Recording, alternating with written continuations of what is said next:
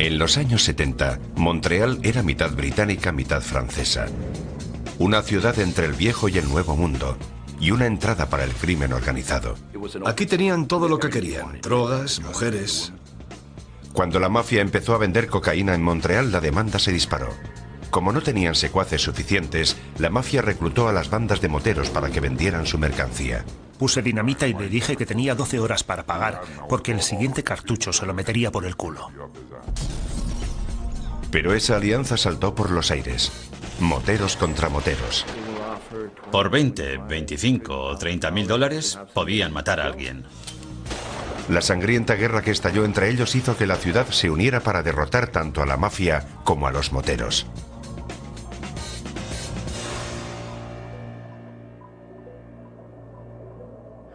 Mafias del mundo, Montreal.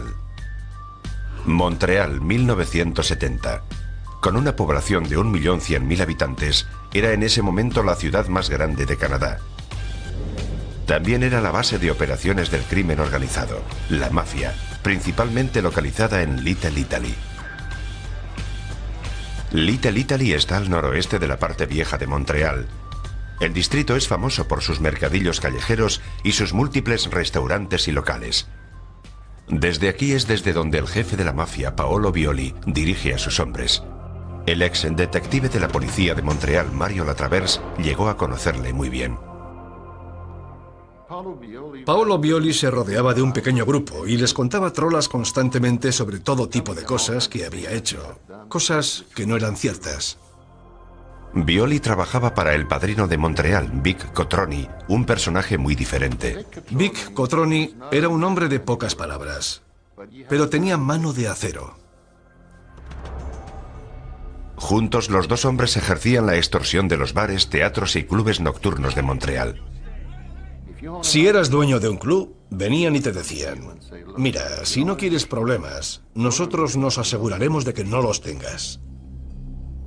Los mafiosos querían embolsarse el dinero de cada guardarropa. Puede parecer calderilla, pero en realidad recaudaban millones. Digamos que te costaba $1 dejar el abrigo en el guardarropa. Y había 3 pases del espectáculo a la noche. Así que entrarían 3 abrigos a la noche. Así que fácilmente, por aquel entonces, podían ganar $1 millón solo controlando los guardarropas de diferentes clubes. Este era el cuartel general de Violi, una heladería en el corazón de Little Italy. En el año 1970 se convirtió en el objetivo de una operación de vigilancia llevada a cabo por la policía de Montreal. La gelatería Violi era un establecimiento donde podías ver a todos sus hombres y matones, y además también era un despacho. Trabajando de incógnito, el detective Bob Menard le alquiló un apartamento a Violi. El edificio era de su propiedad, y yo vivía arriba. El trabajo de Menard era sencillo, pero vital. Tenía que colocar micrófonos y pinchar teléfonos por todo el edificio e ir cambiando las baterías que las mantenían en funcionamiento. Tenía que ir cambiando cada semana las pilas de 6 voltios de mi unidad para que siguiera funcionando. Mi trabajo consistía en asegurarme de que nuestro lugar de trabajo no fuera descubierto o se viera amenazado de alguna manera. La tapadera de Menard era Bob Wilson, un electricista muy ocupado. Fingía vivir en el apartamento y todas las mañanas llegaba para ocupar la residencia. Era difícil, pero cuando llegaba el invierno canadiense, la cosa se ponía todavía más difícil. Tenía que llegar como a las 4 de la mañana para asegurarme de que no me viera nadie.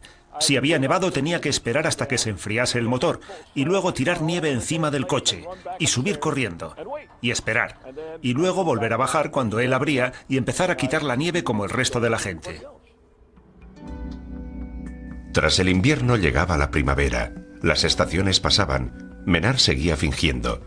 Los micrófonos y las grabadoras empezaron a desvelar muchas cosas de Violi y de la mafia de Montreal.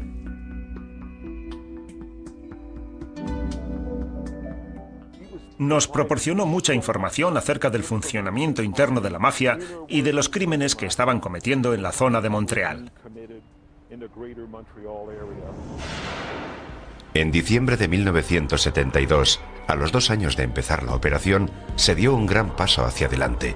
El padrino Vic Cotroni nombró a Violi su lugarteniente. Violi era ahora el número 2 de la mafia de Montreal. La gente venía y le presentaba sus respetos. Algunos incluso le besaban la mano, como se veía en las películas. Y era muy simpático con todo el mundo. Si necesitabas un favor, él te lo hacía. Pero besarse las manos no fue el único acto tradicional de la mafia que pudo ver Menard. Violi y Cotroni procedían de Calabria, una provincia del sur de Italia. Los calabreses habían adoptado la cultura canadiense, pero además seguían otras costumbres de la mafia. Como los calabreses trabajaban con muchos franco-canadienses, no existía la costumbre de un capitán, de un jefe, un capo y su lugarteniente, y rodearse de hombres sabios. En Montreal no tenían esa tradición. Pero los calabreses de Montreal tenían enemigos, un grupo mafioso procedente de Sicilia. Nick Risuto y su hijo Vito dirigían la facción siciliana. Para ellos, la mafia es una especie de sociedad sagrada. Ellos creen en códigos de obediencia, lealtad y respeto muy estrictos. Los sicilianos se organizaban en la mafia tal y como pone en los libros. Este choque de estilos significaba que ambas partes no se llevaban bien. Las cintas de Menard desvelaron que existía una provocativa rivalidad entre los sicilianos y los calabreses para conseguir el control de la mafia de Montreal. La paz se mantenía gracias a un benefactor del exterior, el poderoso jefe de la mafia de Nueva York, Joe Bonanno. Desde principios de los años 50, Bonanno, que también era siciliano, había actuado como árbitro en las disputas de ambas partes. Por aquel entonces se decidió que como la mayoría de la gente de Montreal era de la sección de Sicilia, que representaba a mi padre en nuestra familia aquí, en los Estados Unidos, se decidió que ellos formarían ese grupo y la familia de mi padre sería la responsable del grupo. Un día Menard vio a un visitante muy importante en la oficina de Violi. Era Bill, el hijo de Joe Bonanno. Recuerdo que yo estaba sentado ahí en el balcón con un café y un cigarrillo, y de pronto veo llegar un gran coche negro. De él salieron 3 hombres. Sale Bill y Vic Cotroni y Paulo le saludan con mucho afecto. Bill era un consejero de la familia criminal de Bonanno. En el mundo del AMPA de Nueva York es toda una eminencia. Tal es así que hace visitas regulares a Montreal para recolectar el dinero de su padre, pagos que se hacían como muestra de respeto a Bonanno padre. Pero Bill tenía otra misión, ver si había alguna señal peligrosa. Yo iba para escuchar las historias y luego pasar el informe en casa. Mi padre tenía una norma, y esa era que Dios nos había dado 2 orejas y una boca para oír tanto como hablábamos. En 1974, las hostilidades entre ambos grupos acabaron por estallar. Cuando Cotroni decidió que su compinche del grupo calabrés, Violi, fuera el jefe de la mafia de Montreal, los sicilianos se pusieron furiosos. El jefe local de los sicilianos, Nick Risuto, cree que ha llegado la hora de que los sicilianos lideren la mafia de la ciudad. Durante años, por haber dirigido sus chanchullos a su manera, Risuto había demostrado escaso respeto por Cotroni. Pero cuando se negó a reunirse con el recién nombrado jefe, Paolo Violi, el agravio fue demasiado grande. Violi quiso poner firme al desafiante siciliano. Ante la perspectiva de una muerte segura, Risuto huyó de la ciudad. Se fue con su familia de Venezuela, Sudamérica. Era un lugar seguro y fuera del alcance del largo brazo de la justicia internacional, lleno de mafiosos en fuga. Él sabía que no había tratado de extradición con Venezuela. Allí se encontró con otros mafiosos de diferentes partes del mundo que se estaban ocultando. El trabajo secreto de Menard siguió adelante. Un día Menard recibió una llamada del propio Violi, que tenía un problema en el restaurante. Algo iba mal. Paulo dijo, tengo un problema eléctrico en la entrada, las luces no van. De pronto Menard teme por su vida. Tal vez Violi sospecha de él y está poniendo a prueba su tapadera. Un electricista de verdad no tendría ningún problema en arreglar la avería. Me caía el sudor a chorros. Y se suponía que yo era un electricista que podría arreglarlo fácilmente. Estaba muy asustado.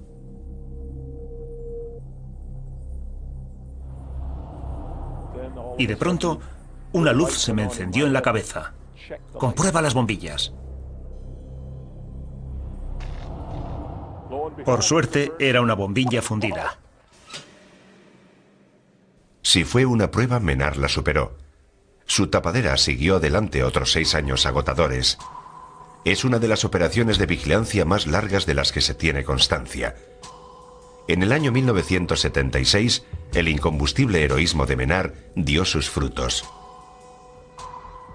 La policía atrapó a Paolo Violi, pero al mafioso no le acusaron de ningún crimen.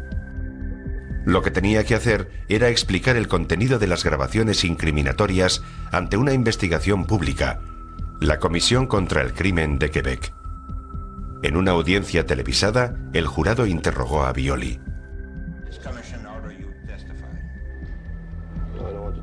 Do you refuse? I don't say I do refuse. You don't say you refuse, but you don't testify. Fue un momento dramático. Violi se vio acorralado. Si habla, se condena a sí mismo, pero su silencio solo tendría un resultado. We inform you that we reject the reason brought by you before this commission, and consequently, we find you guilty of contempt toward the commission. Condenaron a Violi a 1 año de cárcel por desacato. Su posición como jefe de la mafia peligra. Su reputación está hecha jirones en el mundo de Lampa. La cuestión es que le habían grabado durante 6 años y medio. Eso era un gran golpe para su liderazgo. Un golpe al jefe de la organización. Se había convertido en un incordio y había que librarse de él. Era el momento que estaba esperando su rival, Nick Risuto. Los planes de Risuto acabarían por desencadenar una ola de crímenes en Montreal.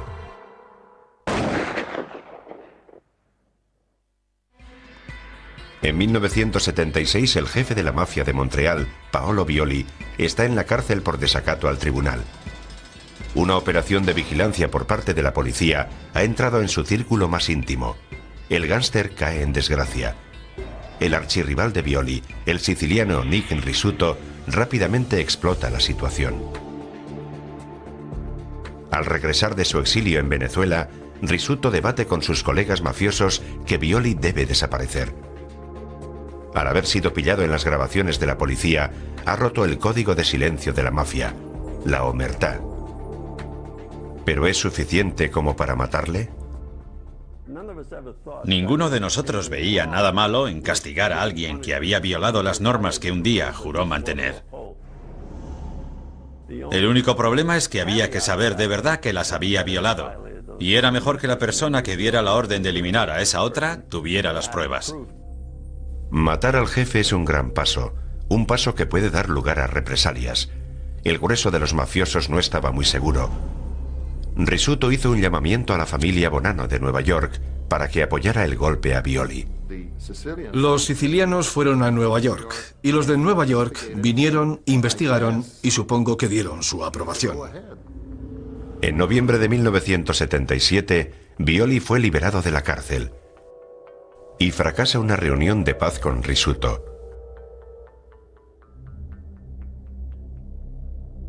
...22 de enero de 1978... el calabrés Paolo Violi es invitado a jugar al póker en su antiguo cuartel general, ahora propiedad de un aliado de Risuto. Violi sabe que está entrando en la boca del lobo siciliano. Paolo sabía que le iban a asesinar esa misma noche. Besó a su esposa al despedirse.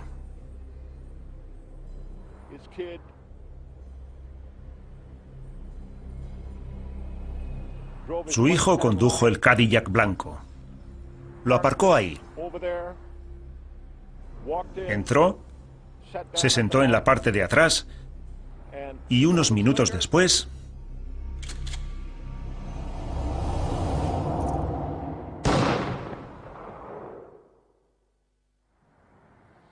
se acabó.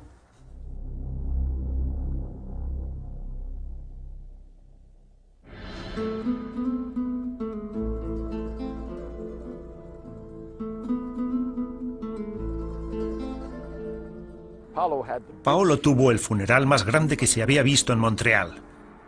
Había muchos mafiosos, la familia Bonanno y prácticamente todos los miembros de las 5 familias de Nueva York. Estaba su madre, políticos, todo el mundo estaba allí. El jefe de Violi, Vic Cotroni, seguía siendo el jefe de la mafia de Montreal. Pero solo en apariencia. Con el apoyo de la familia Bonanno en Nueva York, Rizzuto asumió el control del día a día. Rizzuto le debía ahora un favor a la familia de Nueva York por haber aprobado la decisión sobre Violi. Un favor que algún día su familia tendría que devolver. La facción siciliana había ganado.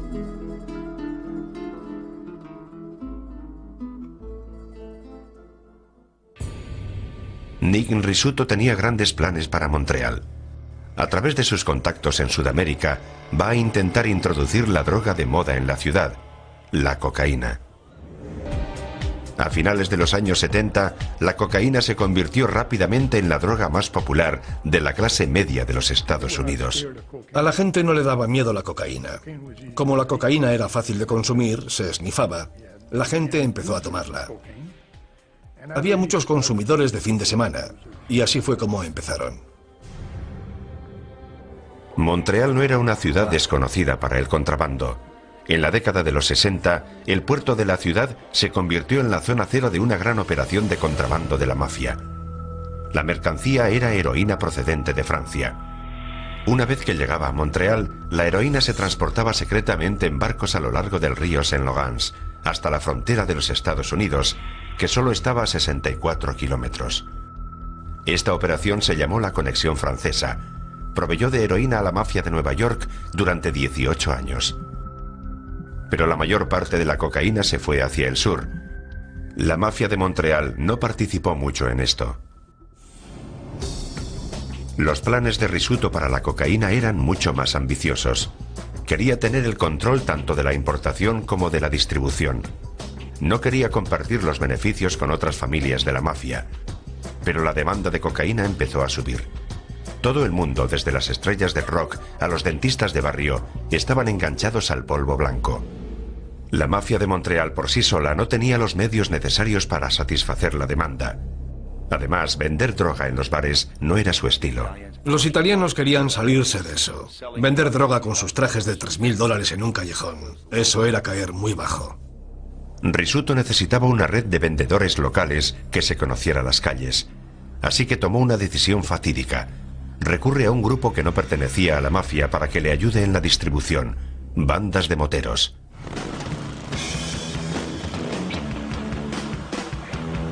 Desde finales de los años 60, los grupos de moteros se habían multiplicado en Quebec. Montreal albergaba a más de una docena de bandas de moteros diferentes con nombres que parecían salidos de un cómic. Disciplina del Diablo, La Elección de Satán. A finales de 1970, el hijo de Nick Rizzuto, Vito, cerró el trato con estas bandas. El motero Normand Brisbois empezó su carrera delictiva ayudando a la mafia en el contrabando de cocaína. Un tío mío estaba en la cárcel. Cuando salió, me preguntó si quería ganar dinero. Cuando tenía 18 años, Brisbois era miembro de los Discípulos del Diablo. Vendía droga y hacía trabajos sucios para la familia Rizzuto. Conocían a mi familia y poco a poco fui cometiendo más delitos. O delitos más grandes, por decirlo de alguna manera. Me mandaban a robar a algún sitio, a vender droga, cada vez cantidades mayores. Incluso me pillaron volviendo de Cuba con 4 kilos. Con el tiempo, Brisbois empezó a trabajar directamente para el hijo de Nick Rizzuto, Vito. El motero hacía de guardaespaldas y de extorsionista para el joven jefe. Era una especie de guardaespaldas para su querida. Cuando llegaba el momento de cobrar las deudas de Vito, en lugar de romperles la cabeza y partirles las piernas, Brisbois utilizaba unas técnicas más sutiles. Mi manera de recolectar el dinero era muy diferente. Si alguien se negaba a pagar, Brisbois dejaba una tarjeta de visita, una bomba falsa en el coche.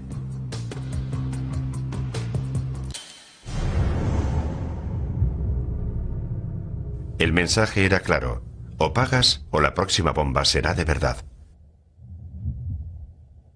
Con el tiempo, las bombas en los coches se convirtieron en la marca de identidad de la violencia motera. A principios de los años 80, la alianza entre moteros y mafia generaba millones. El puerto de Montreal era muy activo. Grandes cargamentos de cocaína pasaban la aduana porque los moteros engañaban a los funcionarios con barcos señuelo que transportaban una carga menor.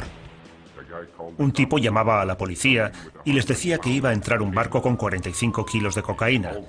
Todos subían a ese barco, pero el barco de al lado pasaba transportando 5 toneladas de coca. Pero a medida que el dinero se iba amontonando, había un grupo de moteros que no estaba satisfecho con el trato. Esta banda en concreto tenía un objetivo claro: el dominio absoluto del comercio de cocaína en Montreal.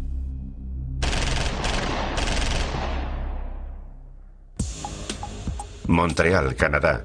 A principios de los años 80, el jefe de la mafia, Nick Risuto, estaba metiendo grandes cargamentos de cocaína a través del puerto de la ciudad. Su hijo Vito había contratado a moteros de diferentes bandas locales para que fueran sus secuaces en las calles. En nombre de la mafia, los moteros controlaban la distribución y la venta de cocaína. Pero entre los moteros había una banda que destacaba sobre las demás.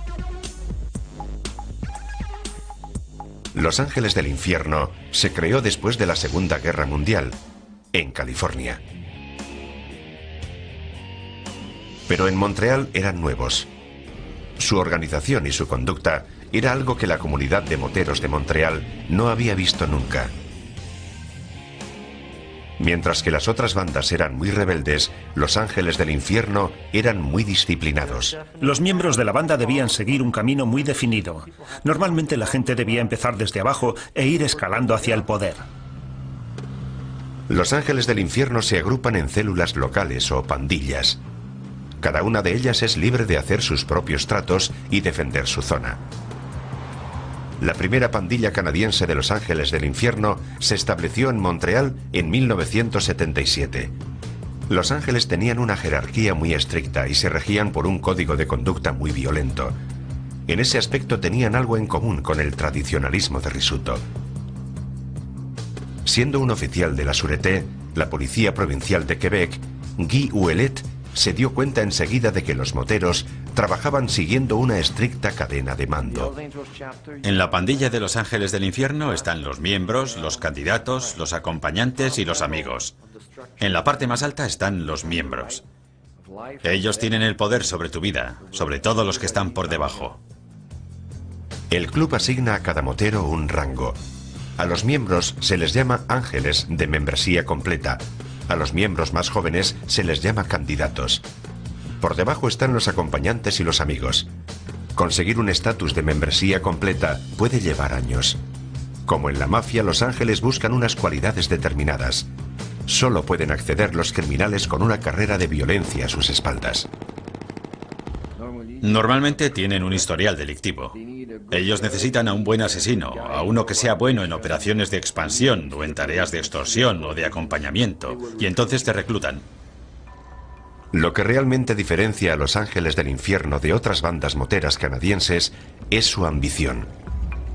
Se acercan a otras bandas más pequeñas y las invitan a unirse a su club. Lo llaman otorgar galones. Las bandas deben someter sus colores en ceremonias muy elaboradas y convertirse en unidades junior de ángeles. La resistencia es inútil. En la década de los 80, con estos métodos, la banda de Montreal se había extendido a los barrios y ciudades vecinas de Sherbrooke, Trois-Rivières, Quebec y Laval. El jefe de la mafia, Nick Risuto, se empieza a dar cuenta de que se enfrenta a un grupo de criminales que es tan poderoso como el suyo propio. Cuando la mafia vio el crecimiento de la banda de los moteros, se dio cuenta rápidamente de que no tenían los medios para controlarla ni en toda la provincia, ni en todo Canadá. Al principio, la mafia dio la bienvenida a los Ángeles del Infierno. Se había demostrado que trabajar con bandas de moteros más pequeñas había sido a veces complicado. A los italianos les gusta saber constantemente qué es lo que está pasando. A ellos les gusta saber que, bien, hoy vamos a hacer A y B. Y A y B se hace. Pero con los moteros nunca se sabe quién va a aparecer fumado o quién va a aparecer borracho. Risuto se reunió con Los Ángeles. Tenía la esperanza de conseguir que el comercio de droga en Montreal se realizara de una manera más disciplinada.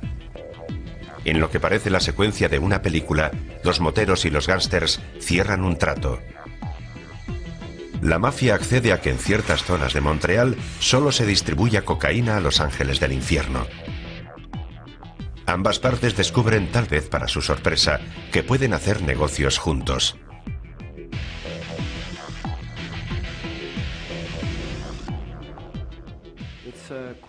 Era una cuestión de poder y riqueza.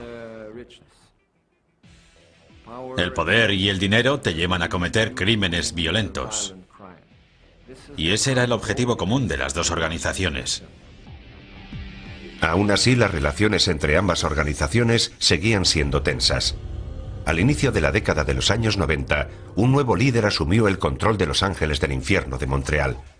Alguien que desafiaría la supremacía criminal de la mafia. El antiguo ladrón, macarra callejero y mangante, Maurice Montboucher, pasó su infancia en uno de los barrios más duros de Montreal. Recuerdo que cuando era un joven oficial de policía perseguía a Mont por robos y allanamientos de morada. Una de sus especialidades por aquel entonces eran los robos a tiendas, pero se graduó rápidamente. Para cuando cumplió los 21 años, compartiría celda con el motero Normand Brisbois, que estaba acusado de asesinato, una de las muchas veces que se consiguió librar. Montboucher era muy listo. Estuve en la cárcel con él en 1978 y 79, por una de sus primeras acusaciones de asesinato, pero nunca pudieron condenarle por ese delito. Fue en ese momento cuando empezó su historial criminal. Boucher recibió el apodo de Mom, debido a su tendencia a protestar y a quejarse por cada detalle de los chanchullos. Todos los que le conocen creen que Boucher tiene una personalidad increíble. Por una parte es un elegante líder visionario y por otra, un asesino psicótico de bandana en la cabeza. Esa combinación es lo que le hace tan formidable y tan escurridizo para las autoridades. Se le daban muy bien las relaciones públicas. Le gustaba chupar cámara y le gustaba formar parte del espectáculo. Le gustaba demostrar a la gente que podía hacer lo que quisiera. Sabía a dónde iba, sabía lo que tenía que hacer y por eso se hizo tan fuerte. Tras alcanzar la membresía completa en 1987, Boucher va escalando posiciones hacia la cima de la jerarquía de Los Ángeles, hasta convertirse en el presidente del Club de Montreal.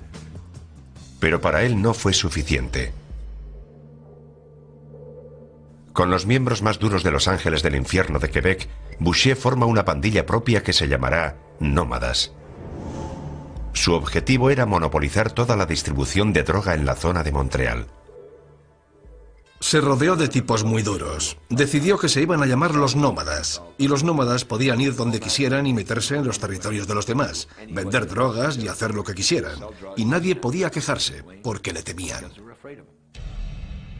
Bajo la dirección de Boucher, los nómadas de Los Ángeles del infierno empezaron a obligar a pequeños camellos a que solo les compraran la droga a ellos. Y la oferta que ellos les hacían era una oferta que no podían rechazar. El distribuidor tenía que comprársela a ellos, o te cortaban las piernas, así que se la compraban a Los Ángeles del infierno.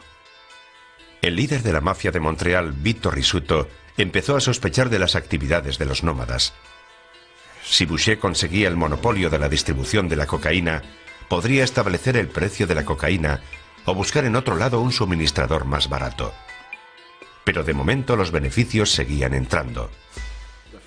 El hecho es que Vito Risuto y sus jefes de la mafia decidieron sacar el máximo provecho posible de su alianza con Los Ángeles del infierno. Al trabajar con ellos podían sacar más beneficios y además la cuestión era evitar problemas y trabajar juntos, porque no tenían otra alternativa. Pero no todos estaban dispuestos a pasar por el aro. Hubo una banda que desafió a Boucher y a sus esbirros de los nómadas. La banda motera rival de Montreal, los Rock Machine, decidió defender su territorio y plantarles cara. En 1994 Boucher les declaró la guerra. En mi opinión, la guerra empezó cuando Mom decidió que lo quería todo. No quería una parte, lo quería todo. La consiguiente batalla era un estilo que estaba a años luz del estilo de matar que tenía la mafia. En lugar de golpes discretos, los moteros mataban de manera muy extravagante y con mucha publicidad. Mataban haciendo emboscadas, invitando a varios objetivos a una fiesta y luego allí les tiroteaban. Mataban poniendo bombas en las casas y en los coches.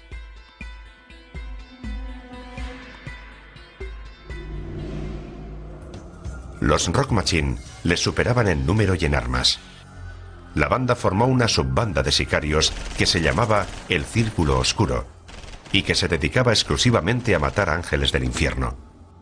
Tal vez un baño de sangre indiscriminado convencería a Boucher a retirarse. Si matas a uno de los míos, yo mataré a uno de los tuyos. Ese era el mensaje. Según el rango de sus víctimas, los asesinos del Círculo Oscuro recibían una recompensa. El motero Normand Brisbois se convirtió en uno de ellos. Había un premio. Un miembro pequeño eran 20.000. Un miembro importante eran 40.000. Pero la estrategia del Círculo Oscuro no funcionó. Boucher no se retira. Una de las ciudades más fabulosas del mundo tenía ahora una de las violencias más fabulosas. La guerra de moteros convirtió a Montreal en un paisaje de terror. Por las noches resonaban los sonidos de los disparos y por el día las explosiones. El sonido de moteros matando a moteros. Mientras la sangría continuaba, Vito Rizzuto se fue preocupando cada vez más. Temeroso de llamar la atención de la policía, mandó un mensaje a su socio para que tranquilizara las cosas. Pero era demasiado tarde. Sé que se reunieron con Mom y que intentaron convencerle de que se calmara. La única manera en que se podía calmar a Mom era matándole. La alianza comercial de cocaína entre Los Ángeles y la mafia seguía en pie. Boucher ignoró la petición de Rizzuto. La guerra continuó. In a year and a half, the biker war has claimed more than 24 victims, and so far, no signs that it's waning. A medida que los cuerpos se iban apilando, la gente seguía con expectación el espectáculo de violencia motera. Todos los días salía algo en los periódicos. De hecho, hubo un día que leí Ángeles del Infierno 3, Rock Machine 1, como si fuera un partido de hockey. Pero tras un año de caos, un asesinato desató la furia de la población.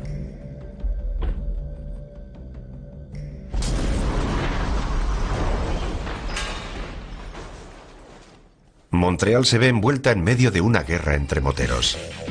El hombre que hay detrás de todo este caos es el jefe de Los Ángeles del Infierno, Mom Boucher. Boucher vende cocaína para la mafia en las calles de Montreal. Quiere controlar la distribución en toda la ciudad. Sin embargo, hay una banda rival, los Rock Machine, que pelea para defender su territorio. Ya han muerto docenas de personas, pero la guerra está a punto de intensificarse. 12:40 del mediodía, 9 de agosto de 1995. Una calle residencial que está a solo 4 manzanas del cuartel general de Mom Boucher y Los Ángeles del Infierno. Los niños juegan en las aceras.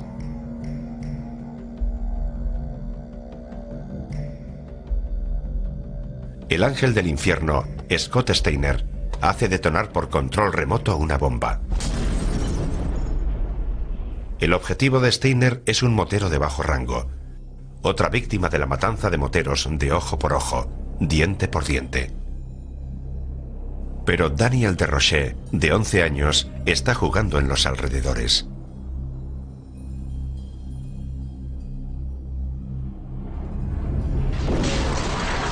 La explosión destroza un jeep y lanza trozos de metal por toda la calle. 2 pequeños trozos parten el cráneo de Daniel Desrochers. Murió en el hospital unos días más tarde. Mi equipo investigó este asesinato y hoy en día puedo decir que el que puso la bomba vio el coche. El tipo se metió y lo hizo explotar. Vio a los niños jugando al otro lado de la calle.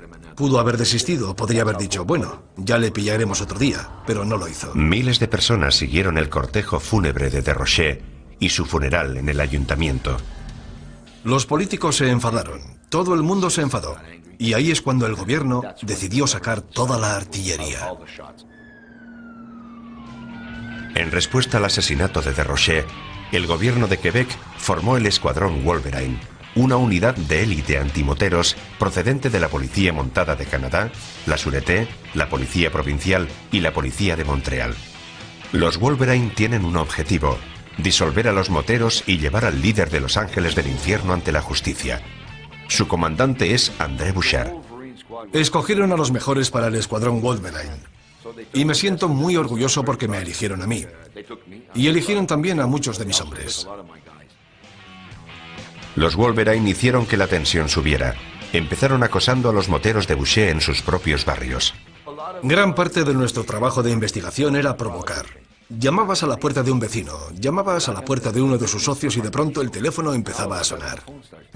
¿Ha recibido una visita de...? Sí, ¿quién demonios era? Y así empieza todo. Y se empiezan a preocupar de que tal vez les estemos espiando. Y empiezan a cometer errores. A medida que los Wolverine empiezan a trabajar, Boucher se vuelve más paranoico. Teme a los informadores y sospecha que todos los moteros que le rodean le van a traicionar. En 1997, Boucher decreta que todos los aspirantes a convertirse en un ángel del infierno deben demostrar su lealtad cometiendo un cínico acto de brutalidad: asesinar a un funcionario de prisiones desarmado. Les pidió a los recién reclutados que mataran a 2 guardas de prisiones. De esa manera se aseguraba de que aquellos tipos nunca podrían hacer un trato con la policía, porque tras matar a un oficial de policía o a un funcionario de prisiones, no había ninguna posibilidad de que el Departamento de Justicia aceptara a aquellos hombres como informantes. Boucher cree que la policía nunca haría un trato con un asesino de policías. 26 de junio de 1997. La funcionaria de prisiones y madre de 2 niños, Diane Lavigne, acaba su turno en la prisión Bordeaux de Montreal.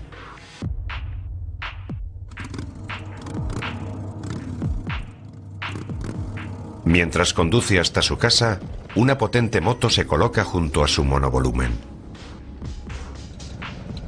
En el asiento de atrás está el aspirante a los Ángeles del Infierno, Stéphane Godas-Gagné.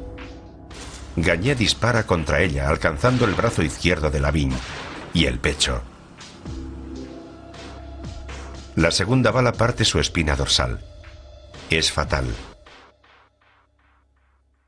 Apenas 3 meses después, Gagné vuelve a verse involucrado en un tiroteo contra el conductor de un autobús penitenciario, Pierre Rondeau. Cuando matas a guardas, mandas el siguiente mensaje: los he matado porque puedo hacerlo, y puedo matar a cualquiera de vosotros. La policía cogió enseguida a Gagné. Con el intenso interrogatorio, se derrumba y menciona a Mont Boucher como el hombre que había ordenado los asesinatos de los funcionarios. La prueba de lealtad de Boucher no ha funcionado. El 18 de diciembre de 1997, los Wolverine cazaron a su presa. La policía arrestó a Boucher en las inmediaciones del Hospital Notre-Dame de Montreal, donde estaba recibiendo tratamiento contra un cáncer de garganta, y le acusaron de cometer múltiples homicidios. Por desgracia, la saturada Fiscalía Federal tuvo que enfrentarse al carísimo equipo legal de Boucher. El caso era muy débil. Stéphane Gagné, el testigo estrella de la Fiscalía, era un asesino confeso y un criminal con amplia carrera delictiva. El jurado también está un tanto nervioso debido a la fama de violento que tiene Boucher. Después de que la defensa destruyera la credibilidad de Gagné, el jurado declaró a Boucher no culpable. Para el fiscal Randall Richmond fue un día muy amargo. La comunidad legislativa estaba horrorizada y decepcionada. Boucher celebró su victoria proclamándola a los 4 vientos. Para algunos se estaba convirtiendo en un rebelde, restregando su victoria ante las autoridades. Los miembros de los Ángeles del Infierno le sacaron a hombros. El hombre más temido del AMPA de Montreal estaba libre y podía volver al trabajo. Parecía que nada podía detenerle. Maurice Boucher era el enemigo público número 1. Su poder y su influencia eran inmensos, mayores que nunca. Realmente pensaba que podía hacer todo lo que quisiera. Llámalo megalómano si quieres, llámalo psicópata. Pensaba de verdad que podía intimidar a todo el sistema y a toda la sociedad civil. Cuando se inició el nuevo siglo, el dinero de la venta de droga estaba entrando a espuertas en las arcas de la mafia y de los ángeles del infierno, en unas cantidades que impresionaban a los policías más curtidos que combatían a los moteros día tras día. Las cuentas nos mostraron 100 millones en solo 11 meses. Según los documentos incautados, la Policía Provincial de Quebec, la Sûreté, calculó que la venta de cocaína de los moteros de Boucher generó un total de 110 millones de dólares solo durante el año 2000. Boucher lo había conseguido. Está en la cima del mundo. Pero su sueño estaba a punto de volverse amargo.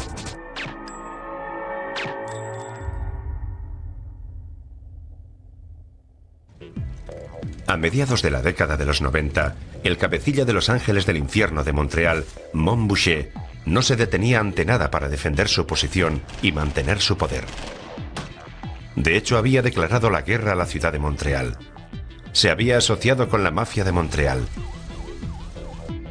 Sin embargo, el jefe de la mafia, Nick Risuto, y su hijo Vito, leían en los titulares de prensa cómo Boucher llenaba las calles de víctimas. 13 de septiembre de 2000, centro de Montreal. El periodista Michel Auger se dirige hacia su despacho.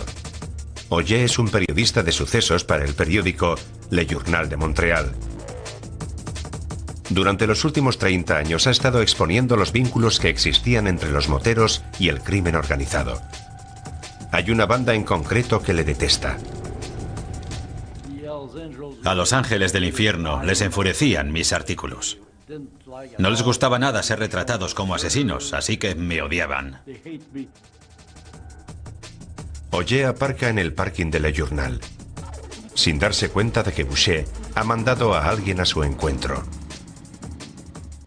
Llegué al periódico y cuando estaba sacando el portátil del maletero, un tipo se me acercó por la espalda, sigilosamente.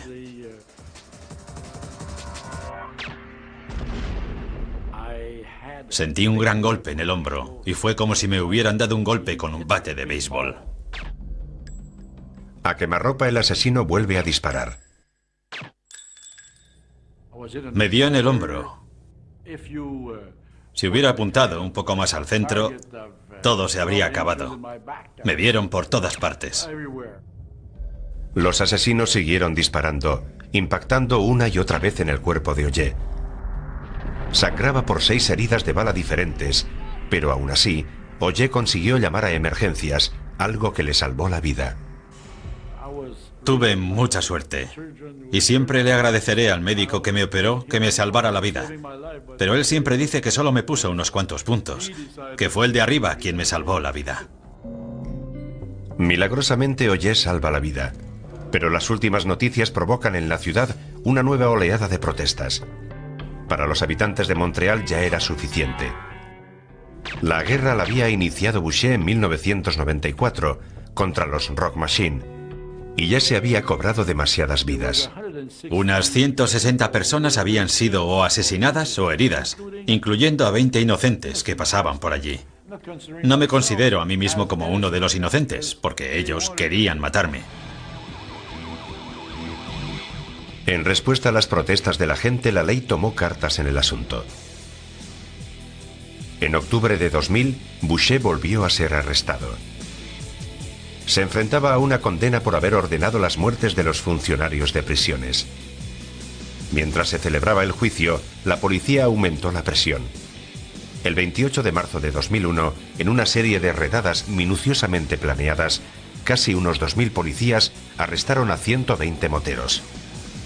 La mayoría eran líderes de los Ángeles del Infierno, pero en la Operación Primavera también se arrestaron a otros líderes de bandas rivales con cierta influencia. Era la mayor redada anticrimen de la historia canadiense. Cuando la policía irrumpió en las casas de los moteros, no se podían creer el calibre de las armas que descubrieron allí. Montreal, una ciudad que llegó a ser comparada con París, se parecía ahora más a una zona de guerra. Recibimos la información de que guardaban dinamita en el armario de un niño. Y recuerdo que estuvimos registrando la casa y de pronto sacamos un bazooka. Y nos dijeron que ese bazooka se iba a utilizar para matar desde cierta distancia a los Ángeles del Infierno.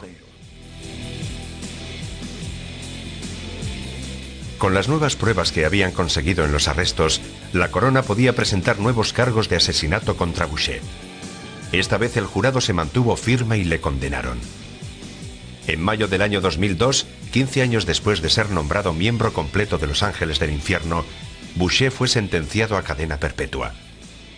Ese mismo año empezaron los juicios a los 120 Ángeles del Infierno que fueron arrestados en la Operación Primavera. Los juicios se celebraron en un tribunal de máxima seguridad que fue construido especialmente y que costó 16,5 millones de dólares canadienses. Gracias a una enmienda especial de la ley sobre conspiración criminal, la Fiscalía del Gobierno pudo atacar aquello de lo que los Ángeles del Infierno estaban más orgullosos: su estricta cadena de mando. Los abogados pudieron demostrar que el sistema de rangos de los moteros demostraba la intención de conspirar. Al final, los Wolverine pudieron saborear la victoria.